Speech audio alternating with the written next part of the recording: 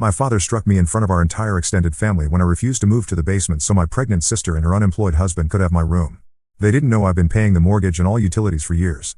3 days later, they learned what happens when the money stops flowing. The hum of my computer was the only sound that made sense anymore. It was a clean, consistent thrum, the sound of logic and order of ones and zeros building worlds inside a glowing screen. Here in my childhood bedroom turned remote office, I was a creator, a problem solver. I was a senior software developer at 22, the kind of success story my parents liked to mention in passing to their friends. But outside this door, the code got messy. The logic broke down. Outside this door, I was just Ethan, the reliable younger son, the human ATM, the silent pillar holding up a house that was quietly crumbling. The door creaked open and the scent of pot roast and anxiety wafted in. It was my mother, Sharon, holding a plate with a slice of apple pie. Her smile was warm, practiced, the kind she wore when she was about to ask for something. "You work so hard, sweetie," she said, setting the plate down on the corner of my desk dangerously close to a stack of technical manuals. "I don't know how you stare at that screen all day." "It's how the sausage gets made, Mom," I said, offering a tired smile back. "I've been debugging a critical flaw for the last 6 hours and my brain felt like scrambled eggs." She smoothed my hair back. A gesture left over from my childhood that now felt more like a prelude. "We're so proud of you. You know that, right?" "I know, Mom." She let her hand linger on my shoulder. "Listen, honey. I know it's a bad time, but I was just going over the grocery receipts and things are just so much more expensive this month. I'm short about $200 for the big shop this weekend." I didn't look at her. I just kept my eyes on the screen, my fingers hovering over the keyboard. I knew for a fact she'd just done a big shop 3 days ago. I've seen the bags. I also knew my father, Mark, had been talking about getting a new set of golf clubs. I didn't say any of that. I just nodded, pulled my phone from its stand and opened my banking app. "No problem," I murmured, my thumb tapping the screen. "I'll send it over." "Oh, you're a lifesaver," she sighed. The relief in her voice immediate and total. She leaned in and kissed my temple. "It's just what family does. We support each other." She picked up the empty coffee mug from my desk. "I'll get you a fresh cup." As she left, her signature phrase hung in the air. "It's just what family does." It was the justification for everything. It was the reason half the mortgage payment for this house, a house I wasn't even on the deed for, was set to auto-pay for my account every month. It was the reason the electricity bill, the high-speed internet bill that was the lifeblood of my career, and the water bill were all in my name, paid by me in full. It was the reason I drained a significant chunk of my savings last winter to fix the leaky roof after a storm. Listening to my dad talk about how contractors were thieves while I quietly signed the check. It was the reason I'd co-sign for my mom's car, and when the payments became a little tight I'd just taken them over completely. I leaned back the springs of my chair groaning in protest. I justified it all with a simple dangerous thought. It keeps the peace. My dad was proud, a man who couldn't stand the idea of being seen as failing. My mom was fragile, always worried about appearances. My contributions allowed them to maintain the facade of a comfortable, stable middle-class life. It was my secret gift to them. A gift they never acknowledged and I never mentioned. The front door slammed shut, followed by the heavy tread of boots on the hardwood floor. A moment later, my door was pushed open without a knock. It was Sarah, my older sister, 25 years old and radiating the unearned confidence of someone who had never truly faced a consequence. Behind her trailed her husband Mike, a lanky guy with perpetually worried eyes who seemed to shrink a little more each day. Sarah leaned against the doorframe, a smirk playing on her lips. "Still saving the world with computer magic?" "Just paying the bills, Sarah," I said, my tone flatter than I intended. "Tough day," she sighed, running a hand through her perfectly styled hair. "Mike had a great interview with that logistics company. Nailed it. But the manager was a total jerk. Had it out for him from the start." Mike stood awkwardly behind her, his face flushed with embarrassment. It was the same story as last month, just with a different company name. Sarah was a master of spinning Mike's near misses into almost successes, forever painting him as the victim of a world that just didn't appreciate his potential. Sarah and Mike had been living with us for the past 6 months after losing their apartment when Mike got laid off from his previous job. What started as a temporary arrangement had become permanent, with my parents treating them more like honored guests than adults who needed to get back on their feet. She looked me up and down. "Hey, little brother. Let me borrow $50. Mike and I are going out tonight. Gotta celebrate our news." Sarah and Mike had been married for 8 months, and the news was that she was pregnant. "Celebrate?" I asked, raising an eyebrow. "Or panic?" She scowled. "Hey, be cool. It's a good thing." She stepped into the room, her voice dropping. "Look, I'll pay you back when Mike gets on his feet." That was the oldest line in her book. A promise so worn and faded it was transparent. Sarah had always been good at making other people's problems sound like opportunities for me to help. But I saw the flicker of desperation in her eyes. The fear underneath the bravado. She was my sister. So I did what I always did. I pulled my worn leather wallet from my back pocket, took out 2 20s and a 10 and handed them over. Avoiding the fight was worth $50. Later that night, I was on a video call with Liam, my best friend since kindergarten. He was the only one who knew the full extent of my financial arrangement with my family. His face, pixelated on my monitor, was a mask of disbelief. "They're making you pay for the celebration of the baby that's going to make their financial situation even worse? Ethan, are you hearing yourself? You're not a son. You're a subsidiary. You're the R&D department and the entire revenue stream for a failing family business. It's not like that, I argued. The words tasting like ash in my mouth. I'm helping them out. They're in a tough spot. They've been in a tough spot since you got your signing bonus, Liam shot back, his voice rising. They see your paycheck as a family resource. Your dad gets new clubs, your mom gets her car, Sarah gets date night money, and you get to live in the same room you had when you were 15. It's a raw deal, man. When are you going to wake up and see it? I didn't have an answer for him. I just stared at my own reflection in the dark screen, a pale, tired face looking back at me. The wake-up call came a week later. My parents and Sarah were giddy with excitement over the wedding plans and the baby. The whole house buzzed with a frantic energy. During dinner, my father cleared his throat. A sound that always meant a proclamation was coming. He beamed at Sarah, then at me. You know, with the baby coming and Sarah and Mike starting their new life together, we're all gonna have to make some adjustments. Big changes are coming. He clapped a heavy proprietary hand on my shoulder. It's an exciting time, a time for family to really stick together. The word adjustments landed in the pit of my stomach like a stone. I looked at the smiling faces around the table. My father's proud bluster, my mother's teary-eyed joy, my sister's smug satisfaction, Mike's uncomfortable fidgeting. And for the first time, I didn't feel like part of the family. I felt like a resource about to be tapped. The family talk happened 2 days later. They sat me down in the living room on the floral sofa that had absorbed decades of unspoken tensions. My father took his usual armchair, the throne from which he issued his decrees. My mother perched on the edge of the ottoman, wringing her hands, felt less like a conversation and more like a sentencing. Sarah sat beside my mother, one hand resting protectively on her small bump, while Mike hovered uncomfortably by the window. Ethan, my father began, his voice imbued with a somber gravity. Your mother and I have been doing a lot of thinking about the future, about this family. He gestured expansively as if to encompass the very concept of kinship. Sarah and Mike need a proper start, a real bedroom to build their nest to welcome our grandchild. I stayed silent. My heart beginning to beat a little faster. I knew where this was going. So, he continued, leaning forward with a conspiratorial smile. We have a wonderful solution. It's a way for you to make a real meaningful contribution. We're going to move you down to the basement room. It's spacious and it will give the newlyweds the privacy and space they need in your old room. He said it all with such finality as if he were announcing I'd won an award. He wasn't asking. He was informing me of a decision that had already been made. The basement, I finally said, the words feeling foreign in my mouth. Dad, it's not finished. It's a concrete box. Don't be dramatic, he waved a dismissive hand. We'll throw a rug down, get you a nice lamp. It'll be cozy. A real bachelor pad. My mother chimed in, her voice soft and pleading. Think of it as your contribution to your new niece or nephew, sweetie. A sacrifice, yes, but a beautiful one for family. A sacrifice. They were asking me to move my entire life, my workspace, my sanctuary, the one place in this house that was truly mine, into a damp subterranean storage area, and they were calling it a beautiful sacrifice. Later, I went down to see it for myself. I pulled the old metal chain and a single naked 60-watt bulb cast long distorted shadows across the room. The air was thick with the smell of mildew and cold earth. A large, spidery water stain crept across the far wall, a ghostly map of last winter's flood. I could see the faint outlines of where my dad's old workout bench used to be, where my childhood bicycle had rusted. I ran a hand along the rough concrete wall. It was cold and slightly damp to the touch. A dead cricket lay curled on the floor near the ancient groaning furnace. This wasn't a bachelor pad. It was a tomb, and they wanted to put me in it.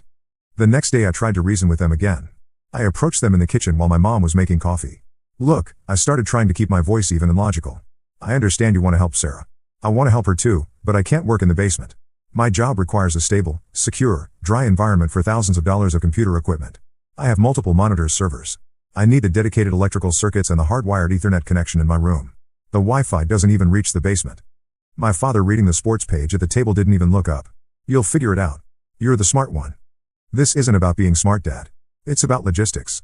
My job, the job that pays for the high-speed internet you want me to move away from, depends on the setup. Oh, Ethan, don't make this so difficult. My mother sighed, turning from the counter. Her face was a mask of weary disappointment. You're making this all about you. Just think of the baby. Your sister needs this. Your sister needs this.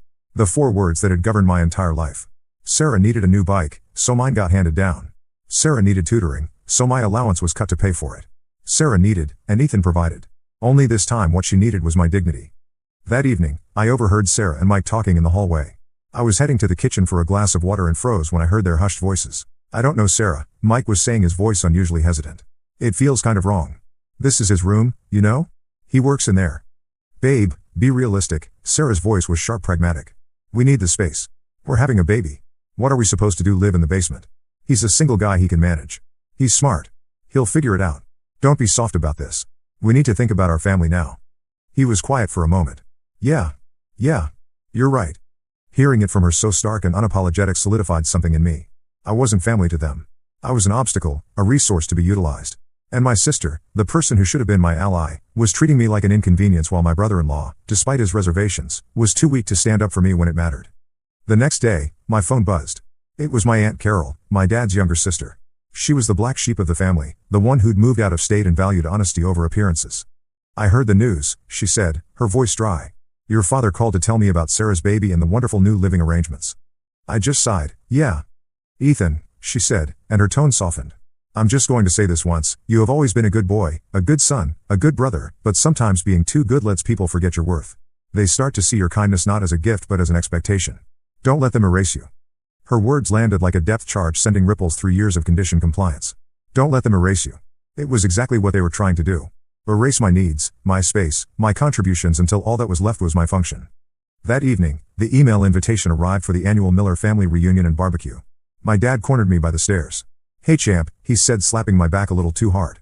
At the reunion I'm going to share the happy news with everyone about you helping out your sister. It'll be great. Show the whole family how we stick together. That was it. The point of no return. He was going to turn my humiliation into a public performance of his own magnanimity. He was going to use me as a prop in his play of the benevolent patriarch. A cold, hard resolve settled in my chest. It wasn't hot and angry, but chillingly clear. I went to my room and closed the door. I wouldn't argue with him again in private. I wouldn't plead my case. If he wanted to make it public, then my answer would be public too. I sat down at my desk, the hum of the computer a comforting presence. I opened my online banking portal. Methodically, I went back month by month, year by year. I took a screenshot of every mortgage payment transfer labeled Miller Mortgage. I took a screenshot of every utility payment to the city power and water department. I found the email invoice for the $8,000 roof repair. I found the digital records for the car payments. I saved each one to a secure folder on my phone, not out of spite, but for my own sanity. It was proof. Proof that I wasn't crazy. Proof that my contributions were real. Proof that I had a right to say no. I was no longer just reacting. I was preparing. He wanted to make a public announcement. Fine. I'd have a public response ready. The day of the reunion dawned bright and oppressively cheerful. Our backyard, normally a quiet patch of green, was transformed into a stage for the perfect family play. The air was thick with the scent of charcoal and freshly cut grass. Uncles I saw once a year laughed too loudly while flipping burgers, their beer bottles sweating in the afternoon sun. Aunts cooed over Sarah's early pregnancy, offering unsolicited advice about everything from prenatal vitamins to baby names. Kids sticky with watermelon juice shrieked and chased each other around the lawn. It was a perfect portrait of American family bliss, and I felt like a ghost haunting the frame. I moved through the crowd, a can of Coke cold in my hand, offering tight smiles and non-committal answers. I could feel my father's eyes on me from across the yard. He was in his element, holding court by the big new grill he bought last month. A purchase I suspected was funded by the money I'd given my mom for property taxes. I found a spot near the old oak tree, nursing my drink, watching the performance. Sarah was playing the part of the expectant mother beautifully. One hand resting protectively on her barely visible bump, accepting congratulations with a look of glowing pride, while Mike stood awkwardly beside her, accepting congratulations for something he seemed uncomfortable claiming credit for. My mother fluttered between groups, a hummingbird of social grace, ensuring everyone's plate was full and their glass was topped off. Then my father clinked a knife against his beer bottle. The sound cut through the cheerful din. Hey, everyone. Can I have your attention for a minute? Conversations trickled to a stop. Heads turned. This was his moment. He put his arm around my mother and pulled her close. As you all know, we have some wonderful news in the Miller family. My daughter, Sarah, and her husband Mike are going to be parents. A smattering of applause and whoops went through the yard. He let it die down, his grin widening. And in times like these, a family shows its true strength. It shows how we pull together, how we support our own. He scanned the crowd until his eyes locked with mine. He gestured towards me with his bottle. And I have never been prouder of my son, Ethan. To help his sister and Mike get the best possible start, Ethan has graciously and with a full heart offered to give them his bedroom, and he'll be making a new space for himself in the basement.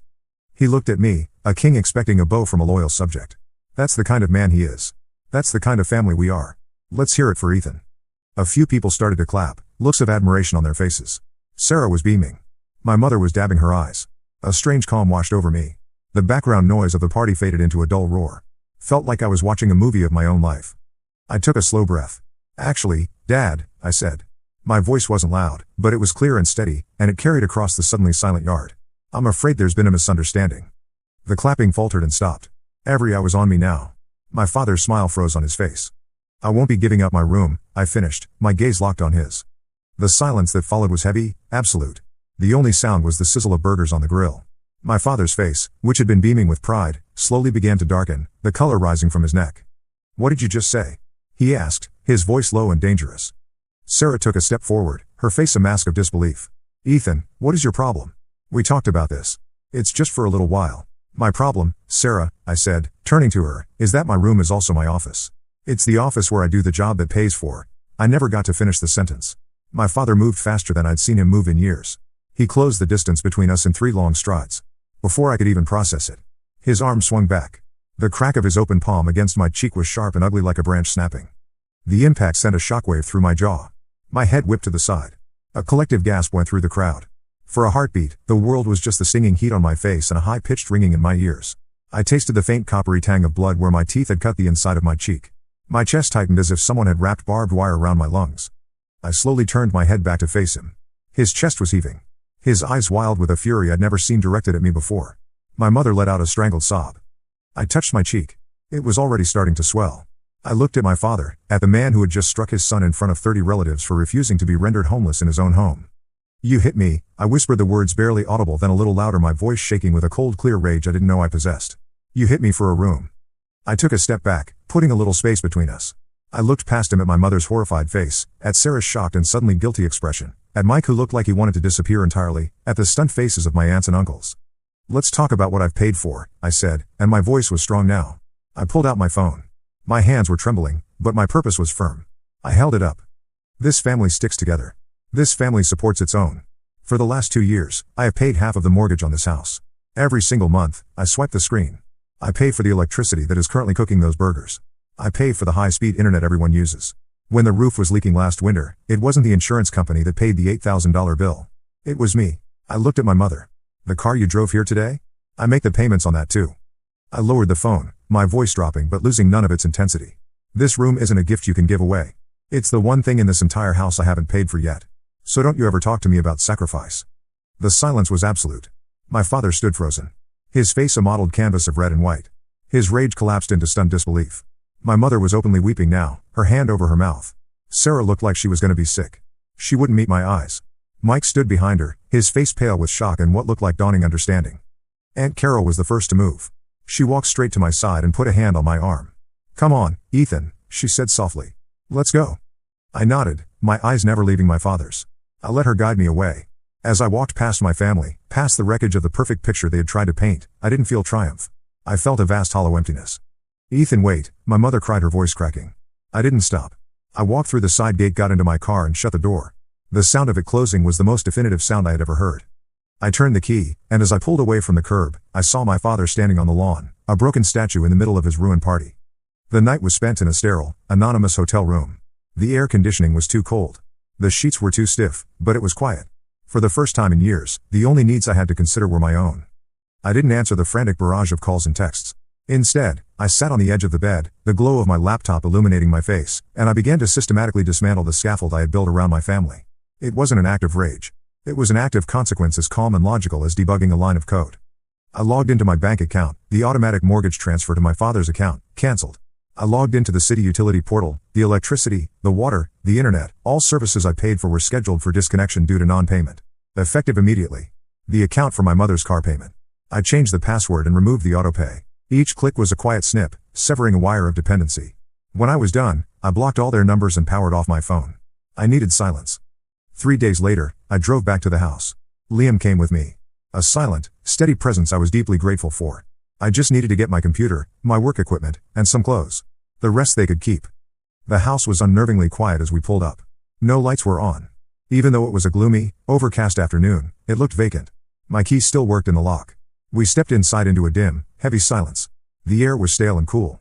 The familiar hum of the refrigerator was gone. We found them in the living room sitting like ghosts in the gray afternoon light. My father was slumped in his armchair looking 10 years older. My mother sat on the sofa, her face puffy and stained with tears. They both looked up as I entered, their eyes wide with a mixture of fear and desperation. Ethan, my mother whispered, standing up. Thank God. The power is out. The internet is gone. We got a letter, an urgent notice about the mortgage. I know, I said calmly. I stopped paying for them. My father finally stirred. You did this? He rasped. His voice a broken version of its usual booming authority. You'd let your own family sit in the dark? You slapped me in front of them, I replied. My voice devoid of heat. I think we have different definitions of family. That's when my mother broke. The facade of weary disappointment crumbled and raw, ugly desperation poured out. You don't understand, she sobbed, taking a step towards me. We needed that money. We had to have it. Needed it for what? I asked, the old bitterness flaring. New golf clubs? No, she cried. And the full truth, a torrent of shame held back for years, was finally unleashed for the other mortgage. The one we took out years ago for the credit cards. We're drowning, Ethan. We have been for years. Your money was the only thing keeping our heads above water. I didn't know what else to do. She collapsed back onto the sofa, her sobs shaking her whole body. The secret was out. This wasn't just about entitlement. It was about a deep rotting foundation of debt and shame they had hidden from everyone, including me. They hadn't just been using me for luxuries. They had been using me for survival, all while treating me like an inconvenience. Liam put a hand on my shoulder, a silent signal that he was ready to start moving my things. As he headed for the stairs, Sarah appeared in the hallway with Mike close behind her. She looked terrible. Her face was pale. Her eyes were red-rimmed, and the usual confident smirk was gone, replaced by a deep hollowed-out shame. Mike looked even worse, if that was possible. She stopped me before I could follow Liam. She didn't look at my parents. She just looked at me. Ethan, she said, her voice barely a whisper. I'm sorry. I waited, saying nothing. When Dad slapped you and you said all that stuff about the bills, she shook her head, struggling for words. I never knew. I took it all for granted. I thought Dad had it covered. Mike stepped forward, his voice shaking. I tried to tell her it wasn't right, taking your room. But He looked down at his hands. I was too much of a coward to speak up. I'm about to be a father and I couldn't even stand up for what's right. Sarah's eyes filled with tears. I've been so jealous of you, Ethan. You got this great job. You have your life together, and I'm pregnant and scared, and Mike can't find work, and I went along with it. It was easier than admitting we were failures. I am so sorry. It was the most honest thing I'd ever heard her say. In that moment, she wasn't the golden child. She was just a scared woman finally facing the truth about herself. My parents were now trying a different tactic, begging me to just turn the power back on so we could talk it through. My father even offered me a deal where I could keep my room if I just resumed the payments. I shook my head. I walked over to the coffee table and placed a business card on it. This is a non-profit credit counselor, I told them. They can help you consolidate your debt and make a realistic budget. That's your first step. Then I looked at Sarah and Mike. This is your wake-up call, I said. My voice firm but not unkind. Your child doesn't need you to be successful. They need you to be responsible adults. Step up. Stop letting them treat you like children and stop letting them use me as a bank. This is your family to provide for now. I turned and walked away, heading upstairs with Liam to pack the last of my life out of that house. The weeks that followed were a blur of apartment hunting and setting up a new life. I found a small one-bedroom place downtown with big windows and a view of the city. It was mine. Every square inch of it. The quiet was profound. It was the sound of peace. Aunt Carol became my anchor. She called every few days, not to gossip but just to check in. She told me my parents had finally called the credit counselor. They had to sell the house, my childhood home, and move into a small rental across town. The facade had finally irrevocably crumbled. About a month after I moved out, I got a text from a number I didn't recognize. It's Sarah. Mike got a job at a warehouse. Hard work but steady. I'm working part-time at a clinic. We're getting our own place before the baby comes. Thanks for the wake-up call. I stared at the message for a long time. I typed back a simple, "You're welcome. Good luck." It wasn't forgiveness, not yet, but it was a beginning. A new foundation built on the rubble of the old one. Sometimes I stand at my new window looking out at the city lights, and I think about them. I don't feel anger anymore or even triumph. I mostly feel a quiet sadness for the family I thought I had and a deep abiding gratitude for the peace I fought to find. I didn't destroy my family. I just stopped setting myself on fire to keep them warm. They had to learn to find their own light. It's amazing how clearly you can see your own value once you stop paying for others to ignore it. Have you ever had to choose between your family and your own self-respect? What would you have done?